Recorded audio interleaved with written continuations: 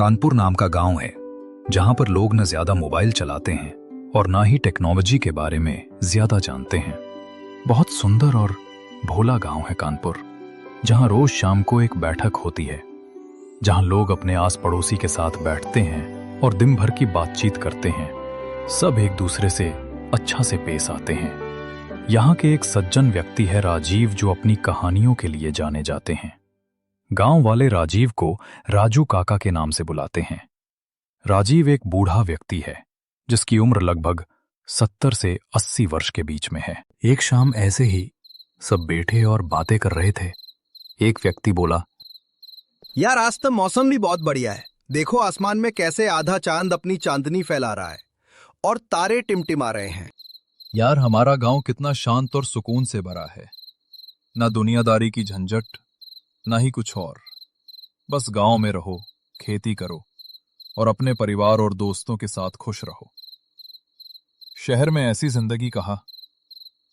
वहां तो सारा दिन काम करो और रात को खाना खा के सो जाओ, फिर सुबह उठते ही वही सब करते रहो। हाँ यार, बात तो सच है। शहर में वो मजा कहाँ जो गांव में अपने परिवार और यारों के साथ है। तुम भूल गए हमारे यहाँ के कहानी के नायक को, जो हमें अपनी डरावनी और भूत की कहानियों से प्रभावित कर देते हैं। हाँ यार, वो तो है राजू काका। हमारे गांव के पहले ऐसे इंसान हैं जो बाहर नौकरी करने गए थे। बहुत सारी जगहों पर उनका ट्रांसफर हुआ और वो बहुत से गांव और शहरों में रहे हैं। वो जो भी कहानी सुनाते हैं वो उनके साथ या जहां रहते थे वहां की सच्ची घटनाएं बताते हैं।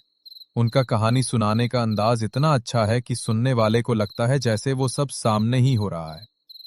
क्या यार, तुम लोग भी। ऐसा थोड़ी ना होता है। कहानी तो कोई भी सुना सकता है, उसमें नया क्या है। भाई तुम गांव में नए आए हो, इसलिए तुम्हें नहीं पता राजू काका की कहानियां कितनी प्रभावित करने वाली, सच्ची और डरावनी होती है। जब तुम राजू काका की कहानी सुनोगे तब तुम्हें पता चलेगा। राजू काका ऐसे ही नहीं उनकी कहानी के लिए जाने जाते। इतना कहते ही राजू काका वहां आ जाते हैं। ये लो, राजू काका भी आ गए। रामू, यहां तू मेरे पास बैठ। राजू काका को वहां बैठने की जगह दे। आइए राजू काका, आप यहां बैठिए, मैं वहां बैठ जाता हूं। क्या हाल है बच्चों? बहुत वक्त से तुम लोगों के साथ बैठा नहीं हूं। आज बड़ी महफिल जमी है। किस विषय पर चर्चा कर रहे हो, मुझे भी तो बताओ। कुछ नहीं काका, वो बस हम आप ही की बात कर रहे थे। मेरी? क्यों? ऐसा क्या हुआ जो आज तुम सब मेरी बात कर रहे हो? कुछ नहीं काका, सूरज गांव में नया आया है, तो हम उसे बता रहे थे कि दुनिया के 7 अजूबे हैं और 8वें हमारे गांव के राजू काका कहानियों के मास्टर हैं, मास्टर। अरे यार, तुम लोग भी ना कुछ भी कहते रहते हो। काका, वो बहुत वक्त हो गया आपकी कोई कहानी नहीं सुनी। आजकल आप हमारे साथ कम ही बैठने के लिए आते हैं। आज मौसम भी है और मौका भी। आपकी एक डरावनी भूत की कहानी सुनने का बड़ा मन है। चलो ठीक है, अब तुम सब कह ही रहे हो तो सुना ही देता हूं। एक सच्ची और डरावनी घटना। जब मैं लखनऊ में स्टेशन मास्टर की परीक्षा देने गया था, रात को मैं घर आने के लिए निकला था, लेकिन मेरी आखिरी ट्रेन छूट गई थी। उस रात को याद करते ही मेरे रोंगटे खड़े हो जाते हैं। सच्ची घटना, वो भी आपके साथ? क्या बात है, फिर तो सुनने में मजा आएगा। ये बात है साल 1995 की एक सर्द रात।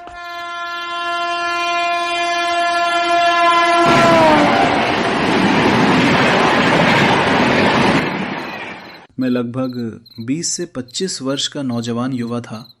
मैं दौड़ता हुआ स्टेशन पहुंचा, लेकिन अनाउंसर ने टूटी फूटी आवाज में कहा, लखनऊ से कानपुर जाने वाली आखिरी ट्रेन जा चुकी है। उस वक्त काफी रात हो चुकी थी और वो स्टेशन की आखिरी ट्रेन थी जो मैं पकड़ नहीं पाया। मैं उदास हो गया और स्टेशन की टूटी फूटी बेंच पर बैठ गया और बैठे बैठे कुछ कहने लगा। हाय, क्या किस्मत है, न जाने भगवान मुझसे किस जन्म का बदला लेने पर तुले हैं। हे प्रभु, मेरी आखिरी ट्रेन थी, वो भी आपने छुड़वा दी। अब सुबह तक यहीं रुकना पड़ेगा। अब और कोई रास्ता भी तो नहीं है। स्टेशन की इस खामोशी में धीमी धीमी ठंडी हवा का संगीत चारों ओर फैल रहा था। लखनऊ का पुराना रेलवे स्टेशन, रात का सुनसान स्टेशन। आधी रात के बाद का वक्त था। ज्यादातर लोग घर लौट चुके थे। सिर्फ पीली धुंधली लाइटें और वीरानी बाकी थी। टूटी फूटी बेंचें, धुंध, दूर से कुत्तों की भौंकने की आवाज और झिंगुरों की टर टर स्टेशन के माहौल को और भी रहस्यमय और डरावना बना रही थी। रेलवे स्टेशन के माहौल में एक अलग सी खामोशी छा गई थी, मानो इस स्टेशन में कुछ राज छुपा हो। अब क्या करूं, सारी रात यही गुजारनी है। नींद तो आएगी नहीं। चलो थोड़ा स्टेशन ही घूम लो, शायद कोई आसपास दिख जाए।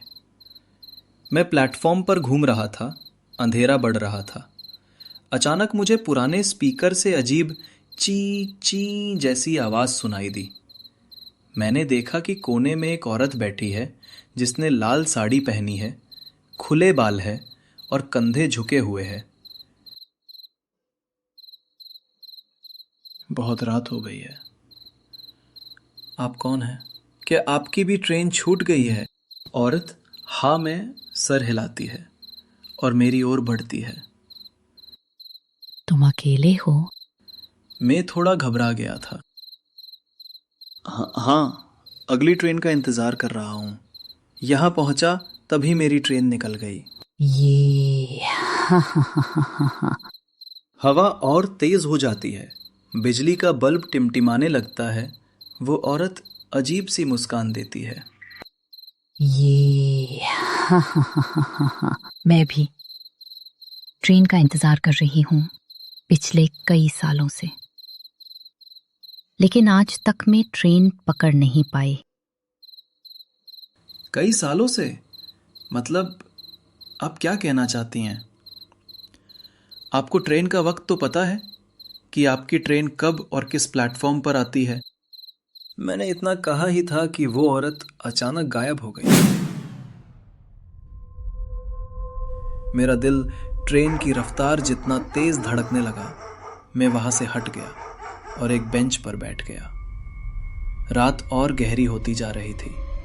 कुत्तों की भौंकने की आवाजें, चमगादड़ की आवाज और शांत स्टेशन की सरकती धीमी धीमी हवा स्टेशन के माहौल को और भी डरावना बना रही थी।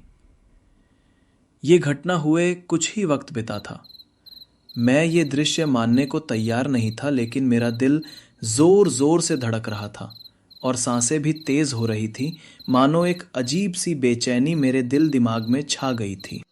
तो काका, आप वहां से चले गए या स्टेशन पर रुके रहे?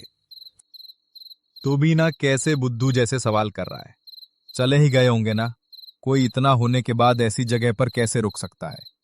अगर मेरे साथ ऐसा होता तो मैं वही बेहोश हो जाता।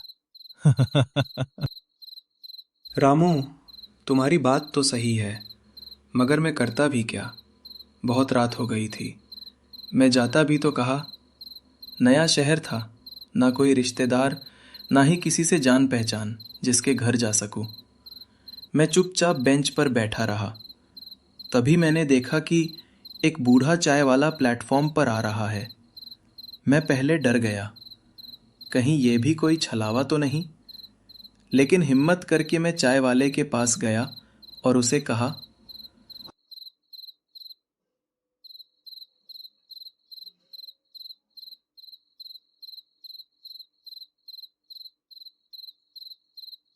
बाबूजी, इतनी रात को यहां मत बैठो, ये जगह ठीक नहीं है। मैंने एक लाल साड़ी पहनी हुई औरत को देखा। वो मुझसे बातें कर रही थी और न जाने अचानक कहाँ गायब हो गई। तुम्हें तुम्हें वो दिख गई? मैंने डरते हुए धीमी आवाज में पूछा। दिख गई मतलब जो मैंने देखा, क्या वो सच था। आज से 20 साल पहले एक लड़की थी माया, जिसकी बहुत ही अच्छे घर में शादी तय हुई थी।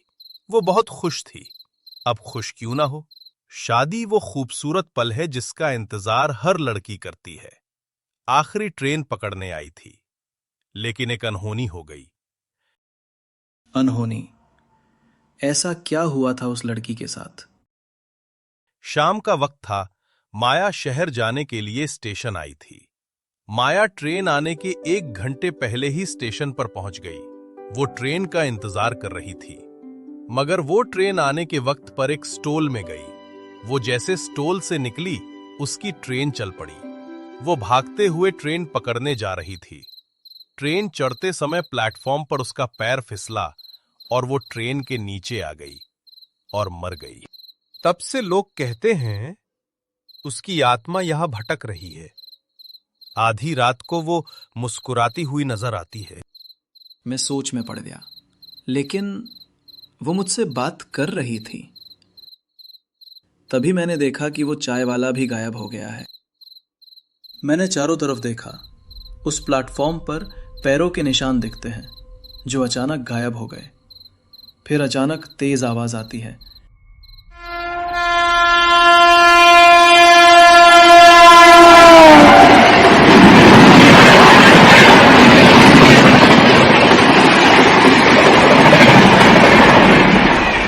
जैसे कोई ट्रेन प्लेटफॉर्म से गुजरी हो, लेकिन वहां ट्रेन ही नहीं होती।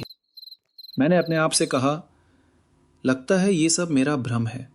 ये सब ज्यादा फिल्में देखने का अंजाम है। माया अचानक मेरे आगे आ जाती है। मेरे दिल की धड़कन और बढ़ जाती है। मैं माया को देखता हूं। इस बार उसका चेहरा खून से लथपथ और आंखें लाल थी। मेरे पैर कांप रहे थे। मैं उस जगह पे जैसे जम गया था। मैं भी इस प्लेटफॉर्म पर अपनी आखिरी ट्रेन का इंतजार कर रही हूं, पिछले 20 सालों से। हा हा हा हा। मैं जमीन पर गिर गया। मेरा दिल जोर जोर से धड़क रहा था। मैंने जैसे ही अपने पलकें झपकाई, अचानक माया गायब हो गई। मैं इतना डर गया कि वही बेहोश हो गया। मैं सुबह तक बेहोश हालात में रहा।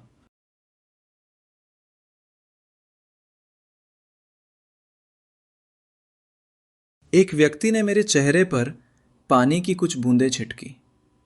मेरी आंखें खुली। स्टेशन पर भीड़ हो जाती है। मेरे आसपास बहुत लोग खड़े होते हैं। डर के मारे मैं चुपचाप बैठा रहता हूं। दूर से स्टेशन मास्टर भीड़ की ओर बढ़ा और सबको दूर हटाया। चलो हटो, मुझे देखने दो क्या हुआ है। भीड़ क्यों लगा रखी है? स्टेशन मास्टर मेरे पास आया और मुझसे कहा, पता नहीं मास्टर जी, जब हम सब आए तब ये लड़का बेहोश पड़ा था। क्या हुआ?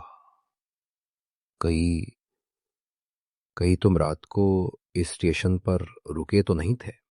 मैंने घबरा कर स्टेशन मास्टर की ओर देखा और रात की सारी घटना सबके सामने कही। तुम नसीब वाले हो भाई, जो बच गए। वरना आज तक रात को जो भी इस स्टेशन पर रुका है, उसकी सिर्फ लाश मिली है। मेरा पूरा शरीर कांप रहा था। मेरे अंदर डर इतना बढ़ गया कि मेरी जुबान हकला रही थी। मतलब वो आत्मा सच में? हाँ, इस प्लेटफॉर्म का सच यही है। तुम पहले इंसान हो जो इस स्टेशन में रात रुकने के बाद जीवित है, वरना आज तक उसने किसी को नहीं छोड़ा। मैं जमीन से उठा और बेंच पर बैठ गया। सब लोग वहां से चले गए। मैंने देखा, प्लेटफॉर्म के आखिरी छोर पर वही औरत खड़ी हुई थी और मुस्कुराती हुए बोली, कल फिर मिलेंगे। तुम भी तो अगली ट्रेन का इंतजार करोगे।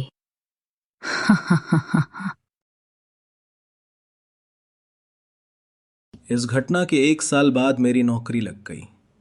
लोग कहते हैं आज भी उस लाल साड़ी वाली औरत को स्टेशन पर देखा जाता है। चाचा, लेकिन उस लाल साड़ी वाली औरत ने आपको क्यों नहीं मारा? राजू काका के पास कोई जवाब नहीं था।